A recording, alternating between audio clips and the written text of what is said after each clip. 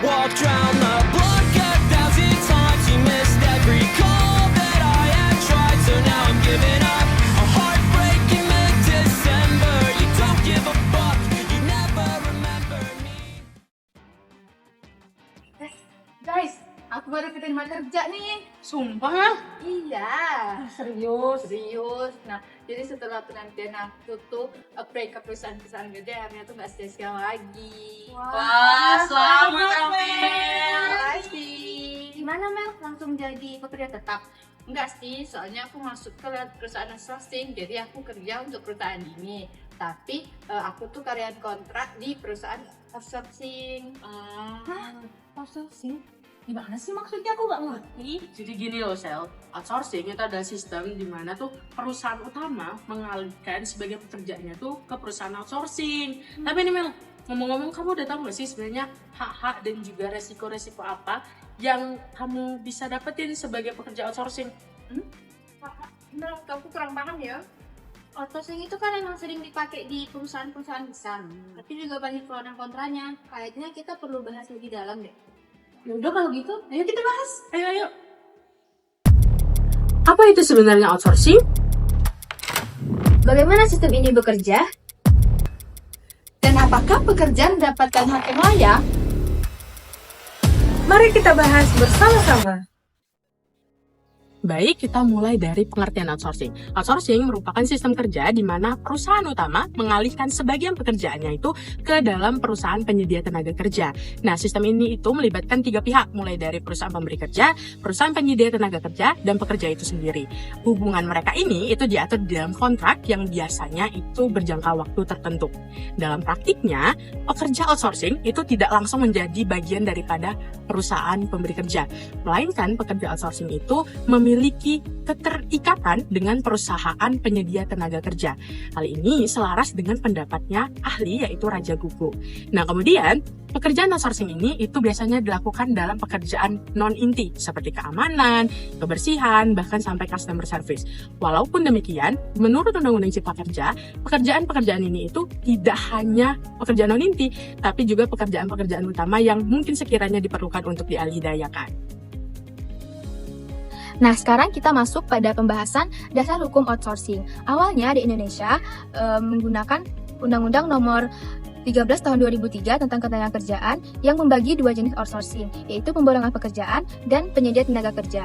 Pekerjaan yang dapat dialihdayakan ini hanya pekerjaan pendukung, bukan pekerjaan utama dari perusahaan. Namun, pada Undang-Undang Nomor 11 Tahun 2020, Undang-Undang Cipta Kerja menghapuskan batasan-batasan tersebut sehingga memungkinkan semua pekerjaan dapat dialihdayakan. Kemudian undang-undang ini direvisi lagi pada Undang-Undang Nomor 6 Tahun 2023 yang menambahkan mengenai hak-hak pekerja. Pelaksanaannya lebih rinci diatur pada PP Nomor 35 Tahun 2021 yang memperjelas mengenai hak-hak pekerja alidaya, serta perlindungan dan kepastian hubungan kerja. MK juga mengkaji ulang mengenai outsourcing, yang mana membuat putusan bahwa penyedia jasa dan pekerja harus mempunyai standar yang jelas mengenai jenis pekerjaan yang dapat dibuat outsourcing. Selanjutnya kita akan berbicara terkait jenis-jenis outsourcing. Nah, berdasarkan Undang-Undang Cipta Kerja itu ada kefleksibilitas di mana pekerjaan yang dapat di-outsourcing bukan hanya pekerjaan-pekerjaan non-inti. Adapun 4 jenis pekerjaan yang dapat di-outsourcing yaitu adalah yang pertama, Information Technology Outsourcing, di mana fokusnya itu adalah kepada teknologi informasi seperti pengembangan software. Terus yang kedua ada Business Process Outsourcing, yang mana mengalihdayakan suatu pekerjaan tentang bisnis tertentu seperti customer service.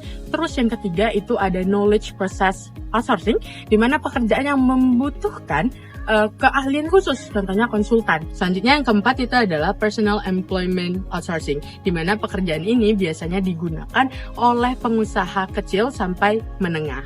Nah, meskipun demikian, Undang-Undang Cipta Kerja ini pun akhirnya dikaji kembali oleh Mahkamah Konstitusi pada tanggal 30 Oktober silam, yang mana putusan Mahkamah Konstitusi itu mendapatkan bahwasannya outsourcing itu harus dan perlu dilakukan adanya standar terkait pekerjaan-pekerjaan yang dapat di-outsourcing. Jadi, tidak boleh semua pekerjaan itu di-outsourcing, harus ada standar-standar tertentu. Nah guys, sekarang kita masuk kepada hak-hak normatif outsourcing yang dimana meliputi 1. hak atas upah yang layak. 2. Hak atas keselamatan pekerja. 3. Hak atas berorganisasi. 4. Hak atas PHK peraturan. 5. Hak atas untuk mogok kerja. Nah guys, walaupun kita sebagai pekerja outsourcing, tapi kita tetap mendapat hak-hak sebagai pekerja tetap.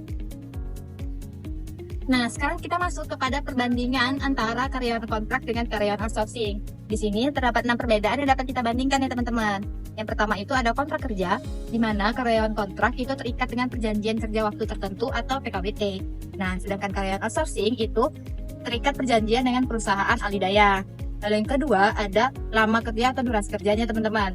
Di mana di sini karyawan kontrak maksimal itu 2 tahun, sedangkan karyawan outsourcing itu tidak pasti dan tergantung pada perusahaan yang menggunakan jasa mereka. Lalu ada penghasilan di mana karyawan kontrak itu gajinya diberikan setiap bulan dan langsung diberikan kepada pekerja. Sedangkan untuk karyawan outsourcing itu gaji mereka bukan tidak pasti ya, tapi tergantung dengan perjanjian antara perusahaan alidaya dan perusahaan yang menggunakan jasa perusahaan alidaya. Nah, kita masuk kepada poin keempat, yaitu tanggung jawab pekerja. Di sini untuk karyawan kontrak, tugas dan tanggung jawabnya sudah ditentukan oleh perusahaan tersebut. Sedangkan untuk karyawan outsourcing itu bertanggung jawab kepada perusahaan alidaya dan bekerja sesuai dengan job desk yang diberikan oleh perusahaan. Lalu yang kelima itu adalah proses rekrutmen, di mana untuk karyawan kontrak itu direkrut langsung oleh perusahaan. Sedangkan untuk karyawan outsourcing itu direkrut oleh perusahaan alidaya. Nah, lalu yang terakhir itu ada jenjang karir. Nah, untuk karyawan kontrak, jenjang karirnya itu ada dan tergantung dengan kebijakan oleh perusahaan. Sedangkan untuk karyawan kontrak itu tidak ada jenjang karirnya, seperti karyawan pada umumnya. Nah, jadi itu. Berarti guys, pada intinya, outsourcing ini ada baiknya, namun harus diperhatikan dari perspektif pekerja. Kalau hak-haknya gak dilindungi nih, ya kan sama aja gak sih jadi masalah? Bener banget, sekarang aku lebih paham nih. Jadi kedepannya aku harus lebih berhati-hati nih dalam menjaga hak-hak aku sebagai pekerja outsourcing terpenuhi. Semoga sistem ini terus diawasi pemerintah biar pekerja gak dirugikan ya. Nah, jadi dari pembahasan kita nih Mel, akhirnya kita bisa narik kesimpulan kalau outsourcing itu memang merupakan sebuah solusi bagi perusahaan.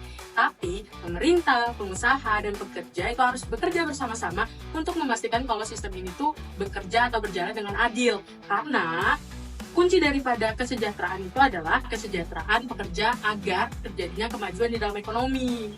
Nah, itu tadi video kami terkait outsourcing. Terima kasih buat teman-teman yang sudah menonton. Bye! Bye!